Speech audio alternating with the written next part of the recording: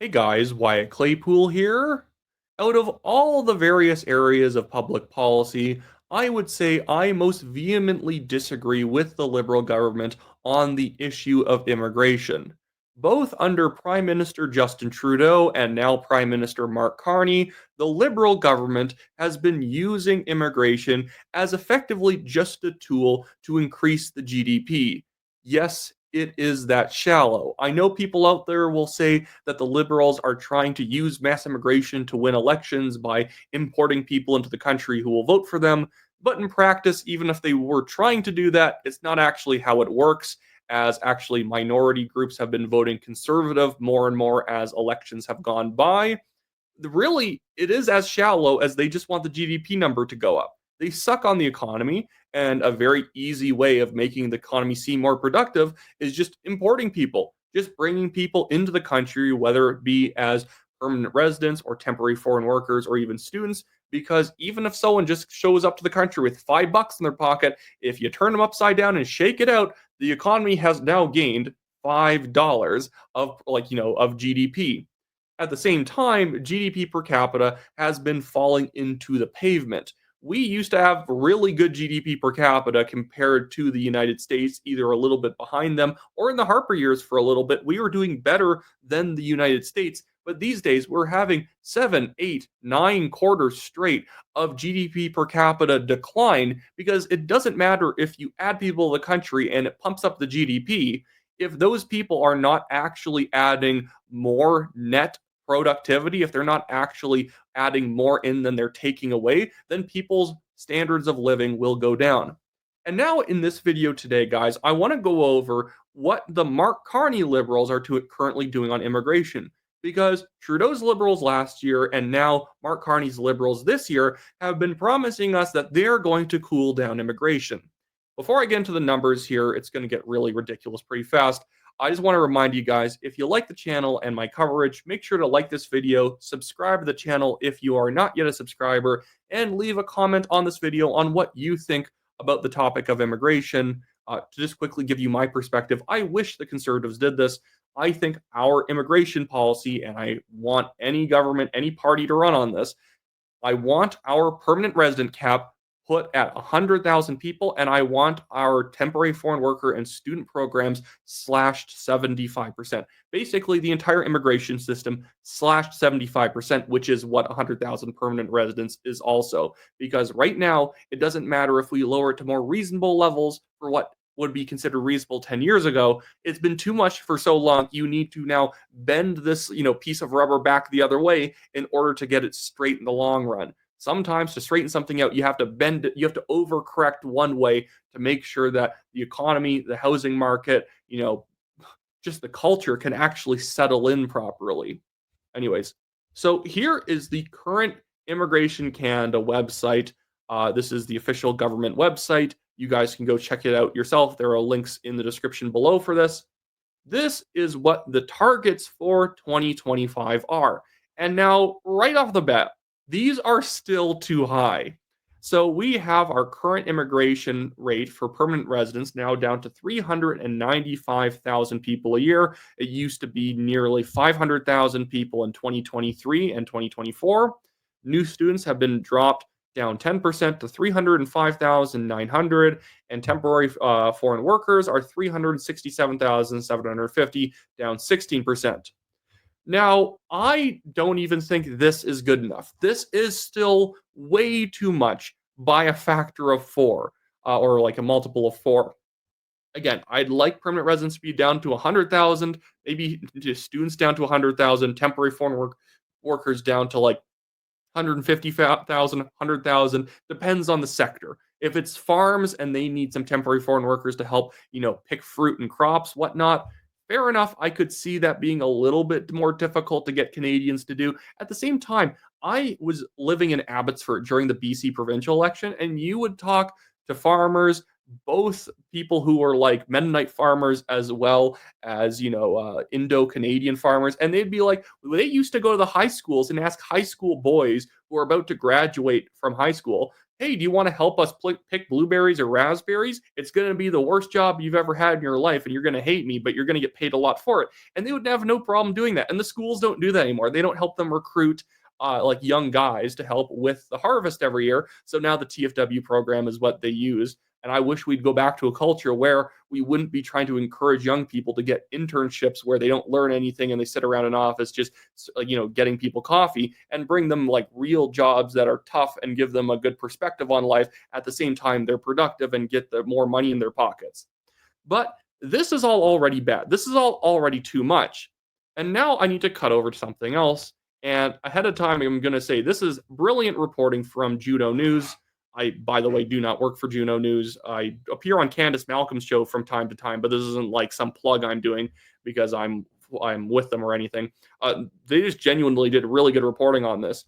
So from Juno News, Canada took in 817,000 new immigrants in the first 4 months of 2025. Now, I'm going to go back to the other page here. I don't need to bring it up on screen for you guys, but I'm just going to take out my handy dandy calculator here on my phone, and we're going to figure out how close we are to the current cap that the government was proposing for the year 2025. So we have 395,000, and we add 305,900, and then we add 367,750. And what do we have? Okay, so guys, this is supposed to be the cap for the year.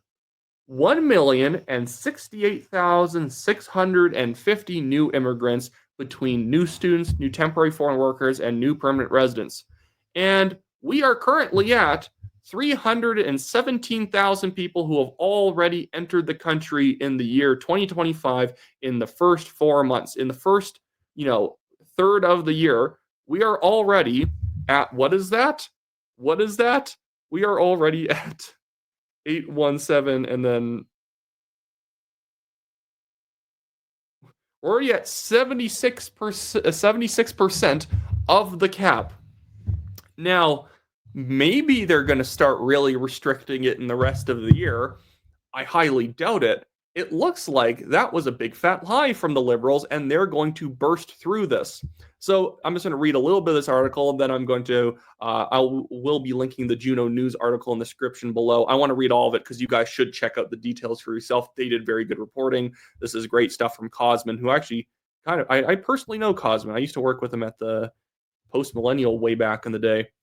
And he says, the latest federal immigration data shows that Canada welcomed more than 817,000 newcomers in the first 4 months of 2025 when tallying up permanent and non-permanent streams. Between January and April, 132,100 people were granted permanent residencies, while 194,000 study permits and 491,400 work permits, including extensions, were finalized by Immigration, Refugee, and Citizenship Canada. And see, this number is the key one, 491,400 work permits, which includes extensions, because it's not a real cap if the people already here on temporary work can keep expanding and keep extending their stays forever. It really is just another version of a permanent resident. So let's bring that the immigration website back up, because this is very key here. You see this? New temporary workers is 367,750. Now, I don't want to be pedantic here, but I kind of consider it another new person when somebody was already supposed to leave and now we're extending their stay, because the definition of a new temporary worker is that it's temporary. And if it's constantly being extended well past the point that they're supposed to, well, then I would say that that should be counted as a new person. So I'm going to go back to the Juno article. So 491,400 work permits and extensions have been given, and the cap was 367,000 for new ones. Yes, maybe they said, all the extensions were always a part of the definition, but I don't think the regular Canadian or even I knew that. I didn't know that. And that's kind of worrisome that we've lowered the cap, but maybe they just start giving out extensions to, like, like their candy. Anyone can get an extension. So while the amount of brand new people are lower, the amount of renewals is going to shoot through the roof. This is something, like I've said in other videos, we need to keep an eye on as Canadians. We need to keep an eye on the spending that Mark Carney does, on the immigration levels. We need to keep an eye on lobby groups, who's getting government contracts under Mark Carney, any Brookfield asset management affiliates getting anything. This is all stuff where most people aren't even going to notice it, but it needs to be brought to people's attention. And this is actually where I need to transition to another topic on something. Well, first, we'll start with this Mark Carney video. Honestly, guys, you know how little I plan these videos? I'm not trying to. It just happens to come together. I was just going to include these clips in case I didn't have anything to talk about, and that topic was a bit thin. But this is actually a perfect transition, guys. I am accidentally good at this. But Mark Carney here. This is a clip that the Liberal Party posted of him in Parliament, and it's kind of fluffy nonsense. But I'm going to get to why Mark Carney is far more savvy than Justin Trudeau. He is as bad for the country as Justin Trudeau, if not worse. But politically, he's far better at this than Trudeau is, even though I think he's so boring and the Conservative Party should have been able to beat him. At the same time, at the very least, he knows how to make the kind of retired voters who voted Liberal in mass numbers feel comfortable. I know if you're a retired voter, if you're in those older age demographics, you don't like him if you're watching this channel. But it is just true that a lot of people in the 55 plus demographic voted for him, and his calm demeanor and general optimism that wasn't embarrassing the way Trudeau did it is going to keep people on side. Throughout our history, there have been turning points when the world's fortunes were in the balance. That was the case at the start of the Second World War, just as it was at the end of the Cold War. And each time, Canada chose to step up, to assert ourselves as a free, sovereign, and ambitious nation, to lead on the path of democracy and freedom, and to do so with compassion and generosity. Mr. Speaker, we are once again at such a hinge moment. Now is the time to address the challenges and seize the associated opportunities with urgency and determination. Now, if you're going to say to me, Wyatt, why did you play that? That was nothing. I know it was nothing. That's the point. If Carney is good at one thing, he's good at saying optimistic sounding nonsense that make a lot of people say, well, we must be doing something right. This sounds, he sounds pretty confident. And most people vote on vibes, and most people just decide if they like the current government based on vibes until the problems get so bad it's unignorable. And so far, he's done a couple of things that reduce the pain a little bit so that it extends out the Liberal government's tenure for a couple of years. And also the whole Trump situation helped. So basically dull the pain of living in Canada for just a bit so that people don't revolt against him right away. But that led to this posting between Brian Burgay, who I know, actually he was in the last episode. Brian's a very popular guy. I keep wanting to use him as an example. He was just agreeing with something that Scott Hayward from the pro-life group Right Now said. Scott's also a great friend of the channel, great guy. Alyssa Globe as well from Right Now. But a lot of people disagreed with Brian agreeing with Scott. I know this is a kind of a very tenuous reason to bring up Brian. I just remember there's so many comments of people saying, how could you agree with what Scott was saying? How could you, Brian? Scott's right here, and I want to read his post and then kind of explain what's going on here. Scott says, when he was responding to someone else, look at the margin of loss for the Liberals in the 27 ex-urban ridings of Ontario, places like Niagara West, Leeds, Renfrew, Flamborough, etc. These are ridings the United CPC has won by 20 to 30% since 2004 that they barely scrape by in. Goes both ways, because he's responding to someone basically saying that the Conservatives did actually very well, and people have to not be so down on them. And Scott says the problem for the Conservatives is that they are assuming that the Carney government will be incompetent like the Trudeau government, and I think they will prove to be extremely incorrect. And let's be very clear here. Scott Hayward is a very conservative person. He helps run a pro-life group, which is cool by me. I'm a very pro-life person. And Brian Berget is someone who is not a social conservative. If anything, he's probably more of like just a social moderate, but he is a fiscal conservative and he's agreeing with them. Do these two men actually think Mark Carney is going to be competent and good? I don't think so. But what they're saying is what the Conservative Party needs to do is not become naive and think that they are simply just going to have to wait until Mark Carney makes a super obvious screw up and then they point at him and say, see, this is why you need to elect us. This is why in a previous video I disagreed vehemently with the Conservative Party trying to take this tact where let's position ourselves as the government in waiting. Let's kind of take on the sort of government in waiting attitude. You can't do that. You got to get smarter. You actually need to sort of point out the fundamental vision flaws of the Liberal government. You can't wait for them to screw up something super bad because what Carney's going to do is he's going to lend a veneer of credibility to extremely stupid policies.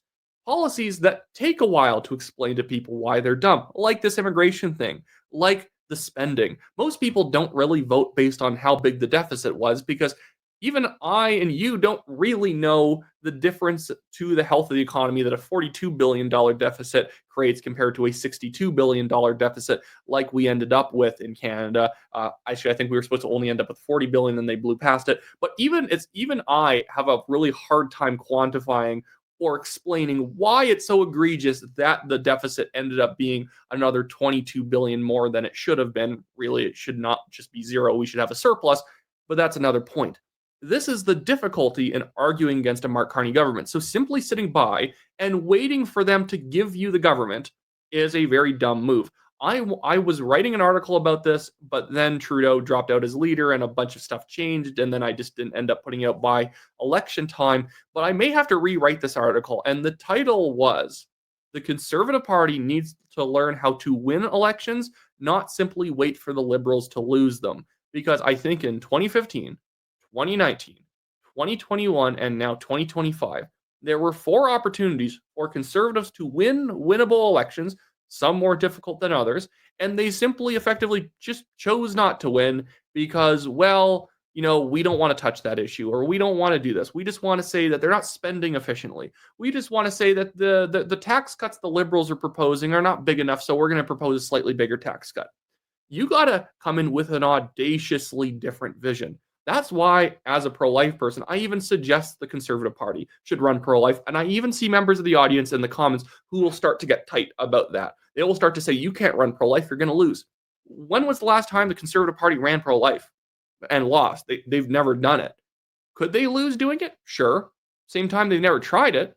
Have they ever tried just saying, we're going to try and reduce the tax burden in this country by 20%? Across the board, we don't know how it's going to shake out in the brackets yet, but we're going to try and make sure that Canadians are paying 20% less taxes by the end of our first 4-year term. That's a big issue you could tackle. Immigration, let's cut it down 75%. That's a big vision issue. And I think in 2025, Poilievre's a good leader. He presents himself well. But I think that his team, his advisors, people like Jenny Byrne, cut away all the personality and the audaciousness of Poilievre going into that election. And Poilievre came out as his confident self, but without a big vision to run on and present to people. If anything, the party became very safe towards the end. And I'm not saying this as a criticism like, oh my goodness, the party's finished. No, the party just needs to be on the right track to win. I'm never trying to shoot people in the back and frag my own people here. I'm always saying this out of a sense of trying to, restore and protect people. I'm saying that you actually need to go harder if you're going to, avoid defeat. There are so many people in politics, and this is becoming the end of video rant now, obviously. There are so many people in politics who fancy themselves great advisors, great campaign managers, and all they really do all day is they manage risk. They're not campaign managers. They are risk managers who simply think they are wise because they tell you what not to do. I, who am not amazing at politics, I'm not bad at it either, at least know that if you're going to win an election, you have to win on some issues. You can't just simply wait there and hope the other guy screws up and lets you have the crown. You have to seize that thing with all your might. Debates, in a lot of ways, it's good to sometimes get contentious, to sometimes get a little fighty. This is a weird story transition, guys. You know what really worked? And it's going to sound weird because it's famously considered a bad debate performance. Do you know what really worked about Donald Trump's debate performance against Kamala Harris? You remembered it. Who remembers a single thing, and I guarantee all of you watched it, who remembers a single thing Kamala Harris said in her one debate with Donald Trump?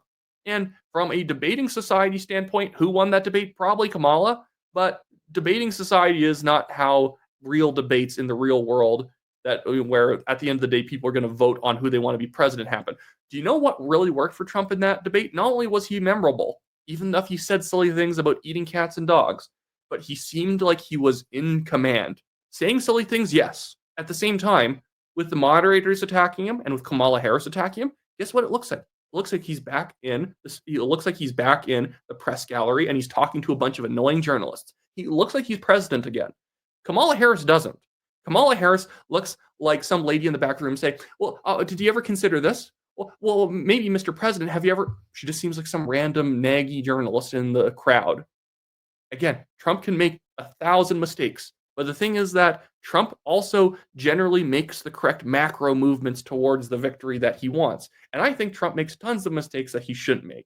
That's not an endorsement of everything he does in politics. I disagree with the tariffs. I disagree with a lot of the moves that he makes. I like a lot of the other things he does as well. But from a pure perspective of just trying to get elected, there's a reason why people like Rob Ford win elections, and then people who do everything right by their advisors end up getting absolutely trashed. Because it turns out those advisors are in bubbles and they talk to other people who are exactly like them, and they get very nervous around certain topics. So you better not talk about immigration, because all my fancy friends don't talk about immigration. All my fancy friends are not just pro-choice, super pro-abortion, so you can't be pro-life. Why not? The liberals are so overextended on the pro-life issue, it's insane. They are literally voting against bills to raise sentences for criminals who murder pregnant women or assault them. What? They vote against that. If you sprung that in a debate saying your party voted to not protect pregnant women from murderers, that would seem insane to people. And you would have so many people then join your party. There's so, and again, 25% of Canadians are hardcore pro-life. About 80% of Canadians are somewhere in the pro-life band of things. Are 80% of people also technically somewhat pro-choice, or 75%? Yes, there are people along the spectrum, but there are so many easy victories on that. That's not saying a party must run pro-life, but it's an issue that you can win on. Immigration is an issue you can win on. Mass tax cuts and spending cuts are an issue you can win on. And if conservatives want to beat Carney, they can't just sit back and hope that Carney is going to cause another SNC-Lavalin scandal. I think Carney's a hair or two smarter than Justin Trudeau, at least to keep himself out of trouble in very egregious ways like that. He's going to have a lot of policy failures, but they're going to be slow-moving policy failures. If conservatives want to win, they've got to go out there and market why they, on a lot of issues, are completely different and it would make your life better, not simply that the liberals are doing a bad job, so why not just turn it over to us? You got to show that you are like the opposite of them, not just better. Anyways. Well, that was a bit of a rant. Anyway, so I try and provide advice, and I even have people in the Conservative Party sometimes complain at me for doing stuff like this. I got a call from someone's assistant the other day to complain about something I had said, and I'm like, but it was true. And they're like, well, so what's your problem here? What's your problem? I speak on the internet, and you sometimes don't like the words I say in the order I do. But that's neither here nor there at this point.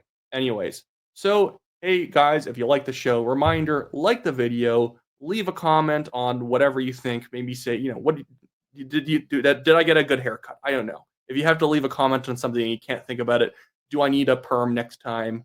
Do I need a mullet? Whatever. You decide. Like the video, subscribe if you're not a subscriber, and I will see you guys later.